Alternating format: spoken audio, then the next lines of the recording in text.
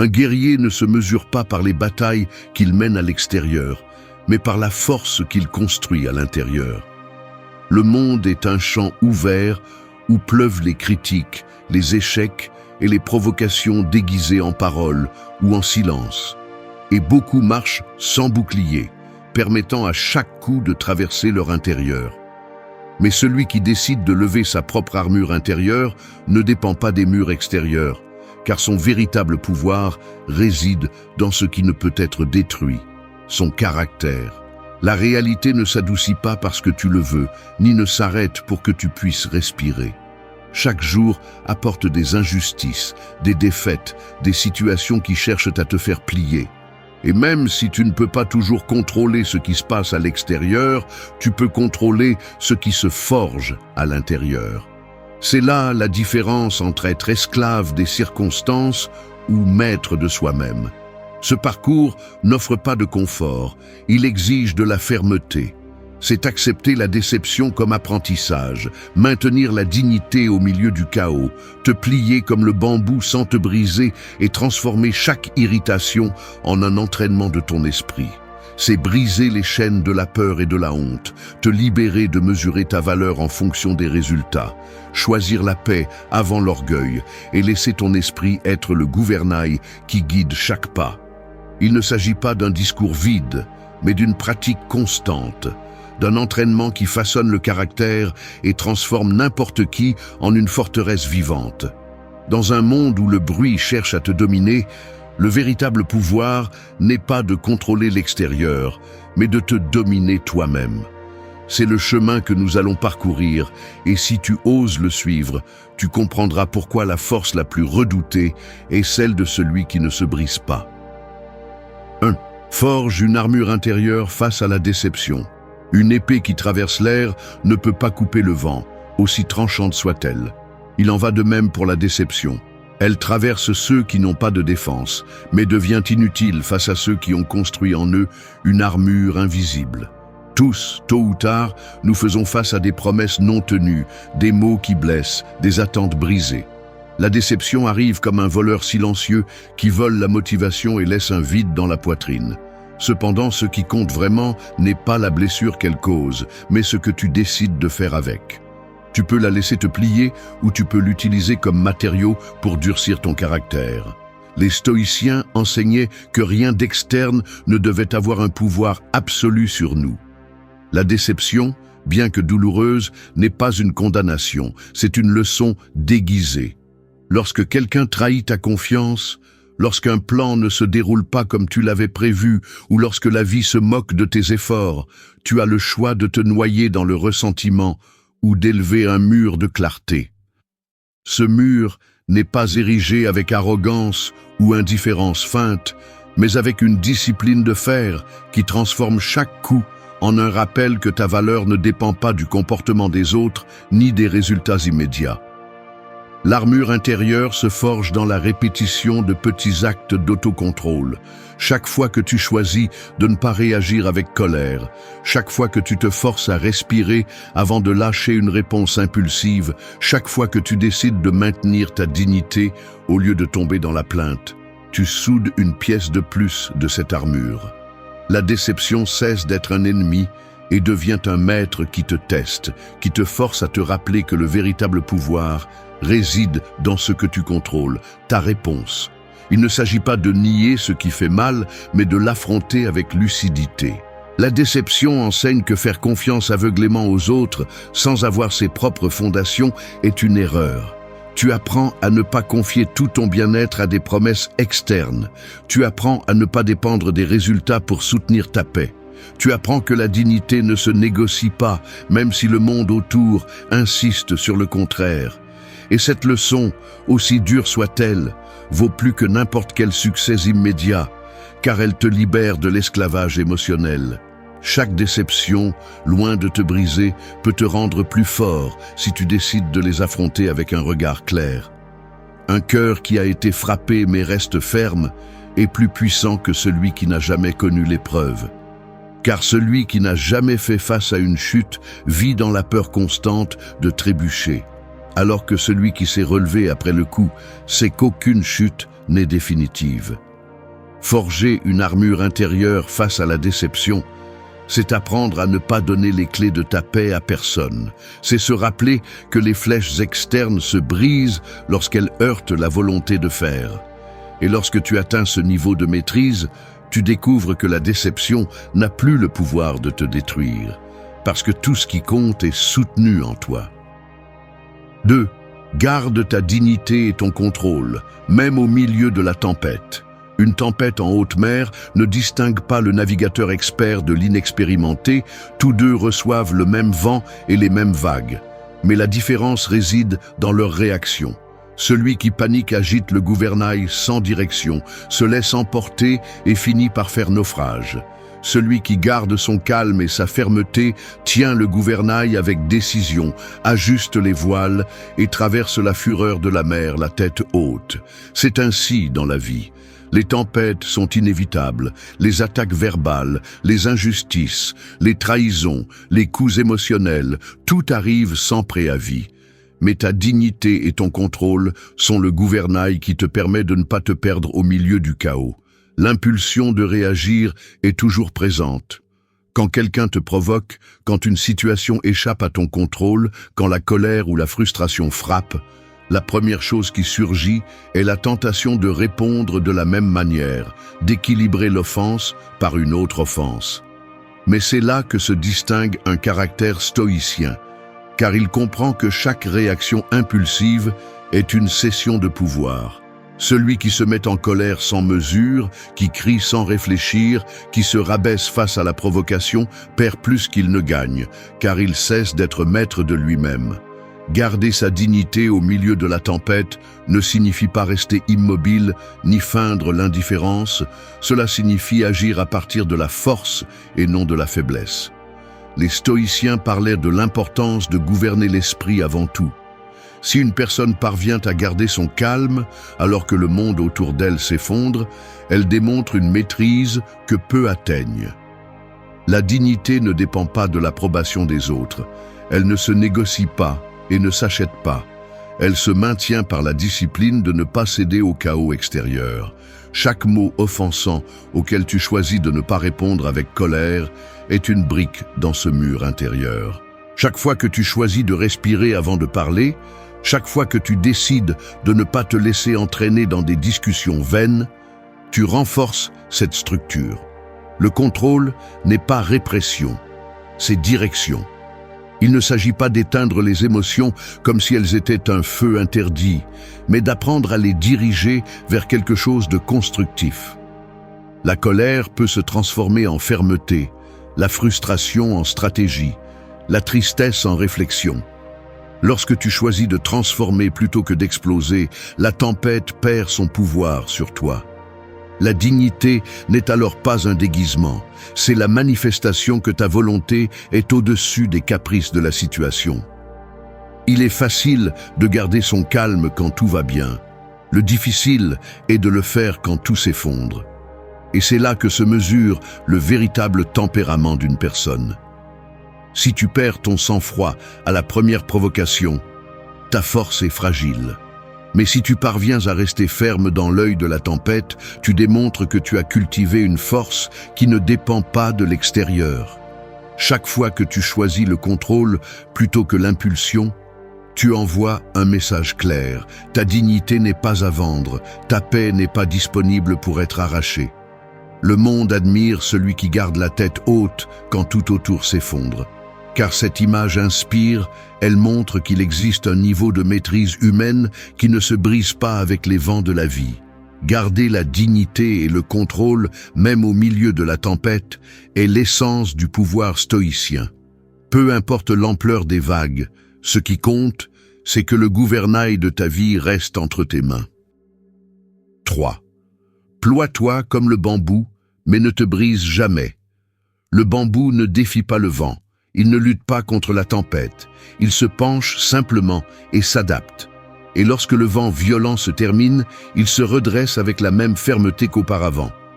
C'est la métaphore parfaite de la résilience. La vie ne demande pas si tu es prêt, elle ne te donne pas de répit, Elle se présente avec des changements brusques, des pertes soudaines, des situations qui bouleversent tout ce que tu croyais sûr. Celui qui s'accroche rigidement à ce qu'il connaît, celui qui refuse d'accepter que les choses changent, finit par se briser. Mais celui qui apprend à se plier, celui qui s'adapte sans perdre son essence, survit, résiste et devient plus fort qu'avant. Beaucoup pensent que la force est dureté, mais la véritable force réside dans la flexibilité. L'acier peut se briser sous la pression, tandis que le bambou, apparemment fragile, résiste grâce à sa capacité à se plier sans se rompre. Dans la vie, il en va de même. Lorsque l'adversité arrive, il ne s'agit pas de durcir jusqu'à devenir inflexible. Il s'agit de maintenir ton centre assez ferme pour ne pas perdre ton essence et assez flexible pour supporter le changement. Le stoïcisme enseigne que tu ne contrôles pas l'extérieur, mais tu contrôles comment tu réponds. Et dans cette réponse réside le secret de la force. Se plier n'est pas se rendre, c'est une stratégie. C'est accepter que tu ne peux pas arrêter la tempête, mais tu peux décider comment la traverser. C'est comprendre que céder à l'inévitable ne te rend pas faible, cela te rend intelligent. Celui qui s'accroche à ce qui n'existe plus, celui qui est obsédé par le contrôle de tout, finit par épuiser son énergie dans une bataille perdue. En revanche, celui qui sait s'adapter trouve de nouvelles façons de continuer à avancer. C'est la différence entre un caractère fragile et un caractère imperturbable. La vie mettra à l'épreuve tes valeurs, tes convictions, ta patience. Et c'est là que tu dois te rappeler que te plier ne signifie pas abandonner l'essentiel. Le bambou se penche, mais il reste toujours du bambou. Tu peux t'adapter, mais tu ne dois pas perdre ce qui te définit. La flexibilité n'est pas de trahir tes principes, elle est de les soutenir avec sagesse, même lorsque les circonstances changent. Ainsi, le stoïcien ne s'accroche pas à ce qu'il ne peut pas contrôler, mais il ne se trahit pas non plus.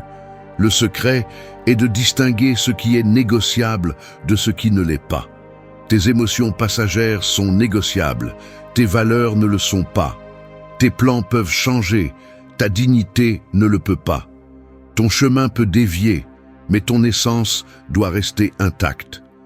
Te plier face au vent signifie accepter la réalité telle qu'elle est, sans te plaindre, sans te victimiser, avec la sérénité de celui qui sait que la tempête passera et que tu resteras debout. Dans chaque crise, tu révèles qui tu es vraiment. Beaucoup se brisent parce qu'ils confondent résistance et rigidité, parce qu'ils croient que garder le contrôle, c'est ne jamais céder. Et c'est le piège qui détruit. La véritable force est de céder quand c'est nécessaire, d'attendre quand tu ne peux pas agir et de rester fidèle à ce que tu es pendant que tout le reste change. Cet équilibre entre flexibilité et fermeté est ce qui fait d'une personne quelqu'un d'indestructible. Se plier comme le bambou n'est pas un signe de faiblesse, c'est la preuve suprême de la sagesse. Cela signifie savoir s'adapter sans se briser, garder son calme lorsque la vie est agitée et se rappeler que, bien que les vents changent, le sol reste le tien. C'est cette attitude qui te maintient ferme dans n'importe quelle circonstance, car celui qui sait se pencher ne craint pas la tempête. Il sait qu'à la fin, il se redressera toujours avec plus de force qu'avant. 4. Transforme chaque irritation en un terrain d'entraînement pour ton esprit. Une étincelle dans une forêt sèche peut se transformer en un incendie dévastateur si elle n'est pas contrôlée à temps. C'est ainsi que fonctionnent aussi les irritations. Elles commencent petites, presque insignifiantes, mais si on les laisse grandir, elles consomment la tranquillité, détruisent la clarté et ravagent la dignité. La plupart des gens se laissent perturber par le moindre détail. Un regard de dédain, un commentaire déplacé, le retard de quelqu'un, une opinion différente. Et en le faisant, ils donnent leur pouvoir à l'insignifiant. Un stoïcien, en revanche, comprend que ces petits désagréments ne sont pas des ennemis, ce sont des tests, des entraînements quotidiens qui préparent l'esprit à affronter les plus grandes tempêtes. La vie va toujours te mettre de petits obstacles, car c'est à travers eux que ton contrôle est mesuré. Tu ne peux pas espérer garder ton calme dans un grand échec si tu perds ton sang-froid pour le moindre détail. Si tu t'exaspères dans le trafic, si tu réponds avec colère à un mot que tu n'aimes pas, si tu perds patience parce que les choses ne se passent pas à ton rythme, comment espères-tu faire face à une véritable crise? La maîtrise de soi se construit dans les détails, dans ces petites occasions où tu choisis de réagir ou de rester ferme. Le terrain d'entraînement de l'esprit n'est pas dans un temple ni dans un lieu isolé du bruit. Il est dans le quotidien. Chaque fois que tu choisis de ne pas répondre à une provocation, chaque fois que tu transformes l'agacement en un rappel de ta force, chaque fois que tu respires avant de parler, tu t'entraînes. L'irritation devient le maître inconfortable qui te force à renforcer ton caractère. Et si tu apprends à la voir ainsi, elle cesse d'être un problème et devient ton allié. Les stoïciens savaient que personne ne naît avec un contrôle absolu, que la discipline est le fruit de la pratique répétée. Quelqu'un qui se plaint constamment de ce qui est trivial ne pourra jamais maîtriser ce qui est profond. Quelqu'un qui perd son calme pour l'insignifiant ne pourra jamais garder son sang-froid lorsque la vie le frappe de plein fouet. C'est pourquoi chaque irritation est une opportunité, non pas pour réprimer, mais pour rediriger. La colère qui surgit peut se transformer en une affirmation interne. Je ne vais pas donner ma paix à cela. Cette phrase répétée, transformée en habitude, construit la force qui différencie le fort du faible. Les émotions négatives vont toujours chercher à sortir. Si tu ne les maîtrises pas dans les petits détails, elles prendront le contrôle des grandes choses. Mais lorsque tu t'entraînes dans le détail, lorsque tu apprends à voir l'irritation comme un test, tu façonnes ton caractère. Ainsi, lorsque le véritable coup arrive, ton esprit aura déjà la mémoire de rester ferme. La pratique transforme l'autocontrôle en réflexe. Chaque irritation, aussi minime soit-elle, est comme soulever des poids invisibles. Tu te renforces chaque fois que tu choisis de ne pas tomber dans le piège. Tu deviens plus fort lorsque tu ne réponds pas de la même manière. Tu deviens plus libre lorsque tu comprends que rien d'extérieur ne peut te forcer à réagir, seulement ta décision. C'est là la véritable victoire, que l'extérieur frappe, mais que ton intérieur reste inaltérable. Transformer l'irritation en entraînement, c'est accepter que la grandeur ne se forge pas dans les triomphes visibles, mais dans ces batailles silencieuses où seul toi sais ce que tu as choisi de contrôler. Et lorsque tu réussis à le faire, tu découvres que les étincelles n'allument plus de feu, parce que ton esprit est devenu un terrain impossible à consumer. 5.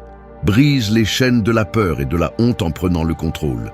Les chaînes les plus lourdes ne sont pas celles en fer, ce sont celles que l'on ne voit pas. Elles sont faites de peur, de culpabilité, de honte, et serrent plus fort que n'importe quelle prison physique. Marcher avec elles signifie vivre à moitié, réagir à partir de l'insécurité, cacher son vrai visage par peur du jugement des autres. Ce sont des chaînes invisibles qui limitent chaque pas et qui te font croire que tu es moins que ce que tu es réellement. Le stoïcien comprend que la véritable liberté ne commence pas à l'extérieur, elle commence à l'intérieur, lorsque tu décides de prendre le contrôle de ton intérieur et de briser tout ce qui te maintient lié à la faiblesse. La peur se présente déguisée en prudence, en logique, en excuses bien justifiées. Elle te convainc que tu n'es pas prêt, que demain sera un meilleur moment, qu'il est plus sûr de ne pas prendre de risques. Et la honte, quant à elle, se cache derrière la voix qui te rappelle tes erreurs passées, tes chutes, tes moments de faiblesse, comme si ces épisodes définissaient pour toujours ta valeur. Si tu écoutes ces voix, tu finis par être enchaîné à une version de toi-même qui n'avance jamais, qui n'ose jamais, qui ne se libère jamais. Briser ces chaînes n'est pas un acte immédiat, c'est un processus conscient.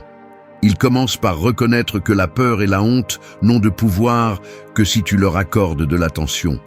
Le stoïcisme enseigne qu'il ne s'agit pas d'éliminer ce que tu ressens, mais de faire face à l'inévitable avec fermeté. Ressentir la peur est naturel, ressentir la honte aussi, mais permettre à ces émotions de gouverner tes décisions est une reddition qui détruit ta liberté. Chaque fois que tu choisis d'agir malgré la peur, chaque fois que tu relèves la tête bien que la honte veuille te courber, tu affaiblis le pouvoir de ces chaînes. La maîtrise intérieure est l'arme qui coupe les chaînes invisibles. Il ne s'agit pas de nier ce qui fait mal, il s'agit de prendre les rênes. Imagine la vie comme un chariot. Si les émotions négatives tiennent les rênes, elles te mèneront vers l'abîme. Mais si tu décides de prendre le contrôle, de diriger avec fermeté et de ne pas lâcher, le chemin, aussi difficile soit-il, sera sous ton contrôle. Ce geste de contrôle intérieur est ce qui fait de toi une personne libre.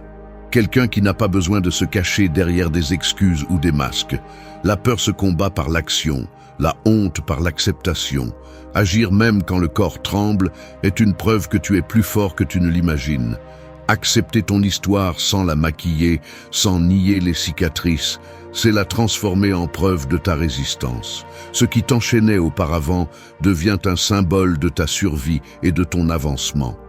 Les gens craignent le jugement des autres, mais oublient que la plupart de ces jugements sont éphémères, passagers, sans importance. Ce qui compte vraiment, ce n'est pas ce que disent les autres, mais ce que tu décides de croire sur toi-même. Quand tu brises les chaînes de la peur et de la honte, quelque chose en toi change pour toujours. Tu commences à marcher la tête haute, non plus par arrogance, mais avec la certitude que l'interne gouverne l'externe. Tu comprends que ta valeur n'est pas définie par ce que tu n'as pas accompli ou par ce que pensent les autres, mais par ta capacité à rester ferme. Et c'est ce qui distingue celui qui vit en esclave de celui qui vit libre. Le stoïcien n'attend pas un monde sans peur ni honte, il sait qu'elles seront toujours là. Mais il choisit de les affronter jusqu'à ce qu'elles deviennent des épreuves surmontées. Chaque chaîne brisée est un rappel que ton intérieur est plus fort que n'importe quel obstacle. Et lorsque tu prends le contrôle de ta vie, tu n'es plus prisonnier de rien ni de personne. Tu as découvert la liberté la plus puissante, celle qui naît en toi. 6. Libère ta valeur personnelle en te détachant des résultats. Le soleil ne cesse pas d'être le soleil lorsqu'il se cache derrière les nuages. Sa lumière continue d'exister, même si le monde ne la voit pas toujours. Il en va de même pour la valeur personnelle. Elle demeure, même si les autres ne la reconnaissent pas ou si les résultats externes ne la reflètent pas. Quand tu confonds ton essence avec ce que tu accomplis, tu te condamnes à un va-et-vient constant où chaque victoire gonfle ton ego et chaque échec le détruit. La racine du problème réside dans le fait de donner ton identité à l'extérieur, de laisser ce que tu ne contrôles pas définir qui tu es. Le stoïcisme enseigne que le véritable pouvoir commence lorsque tu comprends que ta valeur ne dépend ni des succès ni des échecs, mais de la fermeté avec laquelle tu vis tes principes. Les résultats sont importants, mais ils ne doivent jamais devenir les juges absolus de ta vie. Tu peux t'efforcer avec discipline, agir avec cohérence, tout donner et pourtant ne pas obtenir le résultat escompté. Si ta valeur dépend uniquement de ce que tu obtiens, chaque revers sera un coup porté à ton estime de toi, chaque faux pas une condamnation. Mais si tu détaches ta dignité de ces résultats, ce que tu accomplis ou ne parviens pas à accomplir perd le pouvoir de te briser. C'est cela la liberté intérieure. Savoir que ce que tu es ne s'effondre pas parce qu'un objectif n'a pas été atteint. La société idolâtre le résultat visible. Elle applaudit le triomphe immédiat et méprise la chute, sans regarder le processus qui le soutient. Selon cette logique, quiconque échoue est inférieur, peu importe son effort ou son intégrité. La pensée stoïcienne brise cette illusion, rappelant que ce qui définit une personne n'est pas le trophée qu'elle tient, mais la manière dont elle a parcouru le chemin. Celui qui gagne par la tricherie se trompe lui-même, tandis que celui qui perd avec dignité se hisse au-dessus du jugement superficiel. Lorsque tu attaches ta valeur au résultat, tu vis enchaîné à l'applaudissement. Aujourd'hui, tu reçois de la reconnaissance et tu te crois invincible. Demain, tu ne l'as pas et tu te sens vide. Cette dépendance est fragile, vulnérable, insoutenable. Celui qui vit de la validation externe n'est jamais libre. Il sera toujours esclave de ce que les autres pensent ou de ce que le hasard dispose. Séparer la valeur personnelle des résultats, c'est récupérer la souveraineté de ta vie. C'est comprendre que ta dignité n'est pas négociable et que ton essence ne change pas à cause d'un marqueur externe. Cela ne signifie pas le conformisme ou la médiocrité. Cela signifie que ta grandeur ne fluctue pas avec chaque victoire et ne s'éteint pas avec chaque défaite. Le succès est apprécié, mais ne définit pas. L'échec fait mal, mais ne détruit pas. Les deux sont des expériences passagères et ton essence reste intacte si tu décides de la maintenir. Cette mentalité transforme la relation avec la vie. Tu cesses de craindre l'échec parce qu'il ne menace plus ton identité. Et tu cesses d'être obsédé par la victoire parce que tu n'as plus besoin de prouver quoi que ce soit à qui que ce soit. La véritable valeur émerge lorsque tu agis en cohérence, non par besoin de reconnaissance. Lorsque tu mets de la discipline dans tes actions, lorsque tu choisis ce qui est juste, même si personne ne le voit, lorsque tu maintiens l'intégrité en silence, c'est là que ta grandeur se révèle. Cette valeur ne dépend pas des chiffres, des trophées ou des applaudissements, car elle naît de la fermeté de ton caractère. Celui qui parvient à détacher sa valeur des résultats vit avec une force inébranlable. Les fruits viendront ou non, les victoires se produiront ou non, mais ce que tu es ne change pas. Comme le soleil qui continue de briller derrière les nuages, ta valeur demeure même si le monde ne la voit pas toujours. C'est cette force intérieure que personne ne peut te prendre. 7. Choisis ta paix plutôt que ton orgueil. Un verre de cristal peut être beau, délicat, brillant, mais si tu le tiens trop fort en essayant de prouver qu'il est à toi, il finira par se briser entre tes mains. Il en va de même pour l'orgueil. Quand tu le serres trop fort, quand tu l'utilises comme un bouclier dans chaque bataille, non seulement tu te blesses, mais tu détruis aussi la paix que tu prétends tant défendre. L'orgueil mal compris devient un piège invisible qui oblige à réagir à tout, à ne jamais céder, à dépenser de l'énergie dans des discussions qui ne mènent nulle part. Le résultat est toujours le même. Tu finis épuisé, rancunier, vide. La paix, en revanche, est un territoire que tu conquiers lorsque tu apprends à lâcher ce qui ne vaut pas la peine d'être retenu. La société glorifie celui qui ne se laisse jamais faire, celui qui répond avec la même intensité à chaque provocation, celui qui démontre sa force en humiliant l'autre. Mais cette force n'est qu'apparence, car celui qui a besoin de prouver sa valeur à chaque choc révèle une faiblesse intérieure. Le stoïcien ne gaspille pas son énergie à défendre un ego fragile. Il choisit intelligemment où mettre son effort et où se retirer sans rien perdre. Ce n'est pas de la lâcheté, c'est de la sagesse. Il comprend que gagner chaque discussion n'est pas vraiment une victoire, et que préserver le calme au milieu de la provocation est le véritable triomphe. L'orgueil cherche à être vu, la paix n'a pas besoin de témoins. L'orgueil exige des réponses rapides, la paix répond par le silence quand c'est nécessaire. L'orgueil vit du « j'ai raison », la paix se soutient sur « je n'ai pas besoin de me fatiguer pour ça ». En choisissant la paix plutôt que l'orgueil, tu ne deviens pas soumis, tu deviens fort, parce que tu décides consciemment de ne pas donner ton équilibre à ce qui n'a pas d'importance. Ne pas réagir à tout est un signe de maturité, pas de faiblesse. La vie est pleine de provocations, de personnes qui cherchent à te tirer vers leur niveau, de situations qui tentent l'ego pour prouver la supériorité. Si tu tombes dans tous ces pièges, tu ne finis jamais de te battre. Tu ne te reposes jamais. Tu ne vis jamais en paix.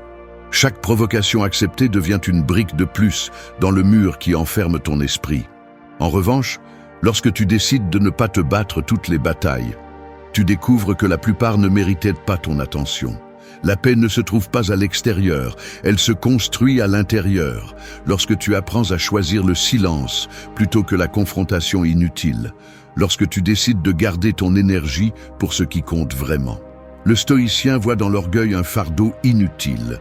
Cela ne signifie pas qu'il renonce à sa dignité, cela signifie qu'il distingue l'essentiel du superficiel. Défendre ta valeur, tes principes, ton intégrité est nécessaire. Mais te fatiguer pour prouver ta supériorité dans des affaires sans poids est perdre ce qui est le plus précieux, ta tranquillité. En choisissant la paix, tu ne perds pas ton caractère. Au contraire, tu montres ta maîtrise. Car n'importe qui peut réagir avec orgueil, mais peu peuvent résister à la tentation de le faire. Choisir ta paix plutôt que ton orgueil, c'est comprendre que toutes les batailles ne valent pas la peine et que les plus importantes sont celles qui se livrent en toi. C'est renoncer au jeu de prouver sa valeur et commencer à vivre à partir de la force silencieuse de celui qui n'a rien à prouver. Et dans ce geste se trouve la force que beaucoup poursuivent mais peu atteignent, celle d'un esprit qui sait que le véritable pouvoir n'est pas de vaincre les autres, mais de ne jamais perdre son calme. 8. Fais de ton esprit le gouvernail qui dirige ta vie. Le fleuve le plus puissant peut emporter des navires gigantesques, mais il suffit que ceux-ci manquent de gouvernail pour se perdre dans son courant. C'est ce qui arrive à ceux qui ne s'entraînent pas l'esprit. Quel que soit leur talent, leurs ressources ou leurs rêves, ils finissent par être emportés par des impulsions, des émotions passagères ou des pressions externes. Ils peuvent avancer rapidement, mais sans direction claire. Ils s'épuisent, répètent les erreurs et finissent par s'échouer sur les mêmes rives. L'esprit est ce gouvernail qui marque la route, et si tu ne le gouvernes pas, inévitablement, quelqu'un d'autre le fera pour toi. Beaucoup de personnes se lèvent chaque jour sans direction intérieure. Ils réagissent à ce qui se passe, se mettent en colère pour ce qu'ils entendent, se frustrent de ce qu'ils ne contrôlent pas, s'exaltent pour des plaisirs momentanés et tombent ensuite dans le vide de l'ennui. Ils ne décident pas, ils se laissent simplement emporter. Ce n'est pas vivre, c'est naufrager lentement. Diriger la vie depuis l'esprit signifie choisir avec clarté, ne pas céder le gouvernail aux caprices du jour ni aux tempêtes émotionnelles qui apparaissent sans préavis. La maîtrise mentale ne consiste pas à réprimer les émotions, mais à leur donner une place juste sans qu'elles prennent le commandement. La colère peut être reconnue, mais elle ne doit pas diriger tes actes. La tristesse peut être observée, mais elle ne doit pas te paralyser. L'euphorie peut être appréciée, mais elle ne doit pas décider de ta route. L'équilibre naît de la pratique quotidienne de l'art de gouverner les pensées, car ce que tu permets dans ton esprit devient la carte de ta vie. Ce gouvernail se renforce avec la discipline. Chaque habitude intentionnelle, chaque réaction contenue, chaque décision consciente est un virage vers la bonne direction. Si tu le lâches, ne serait-ce que pour un instant, le courant de l'extérieur t'emportera vers des lieux que tu n'as jamais choisis. C'est pourquoi les stoïciens insistaient sur la vigilance de l'esprit, non pas comme une obsession, mais comme une responsabilité. Parce que ce que tu laisses passer aujourd'hui comme une petite pensée peut devenir demain une action qui détruit ta paix. Quand l'esprit ne gouverne pas, les circonstances deviennent le maître. Tu perds de l'énergie dans des discussions inutiles, tu t'enfonces dans des émotions qui ne construisent pas, tu répètes des comportements qui te blessent. En revanche, lorsque tu prends le commandement, tu découvres que tu n'as pas besoin de contrôler le vent ni d'arrêter les vagues, il suffit de tenir le gouvernail fermement. C'est ce qui différencie celui qui est victime de la vie de celui qui devient le capitaine de lui-même. La clarté mentale ne surgit pas de nulle part, elle se cultive dans la pratique constante. Observer tes pensées, questionner celles qui naissent de l'insécurité ou de la peur, choisir consciemment ce que tu veux soutenir. En le faisant, ta vie cesse de dépendre du hasard et commence à être guidée par des convictions fermes. Cela ne signifie pas que la route sera facile, la mer apportera toujours des tempêtes, mais tant que le gouvernail est entre tes mains, tu sauras où aller. Fais de ton esprit un gouvernail et non un passager. Ne donne pas cette direction à ce que les autres pensent, ni à ce que tes émotions momentanées dictent. Quand tu apprends à te gouverner, tu découvres que même au milieu de la tempête, tu maintiens le cap, et dans le calme, tu ne perds pas la clarté. C'est la force silencieuse que les stoïciens défendaient, non pas dominer la mer, mais dominer la direction. C'est là que réside la véritable force, à ne jamais permettre que l'extérieur dicte qui tu es ni où tu vas. Merci d'être resté jusqu'à la fin de la vidéo. Si vous avez tout vu, commentez « Je suis stoïcien » comme notre signe secret, indiquant que vous êtes un véritable apprenant du stoïcisme. N'oubliez pas de vous abonner et de liker la vidéo si elle vous a plu. Rendez-vous dans la prochaine vidéo et rappelez-vous, continuez à cultiver votre esprit stoïque.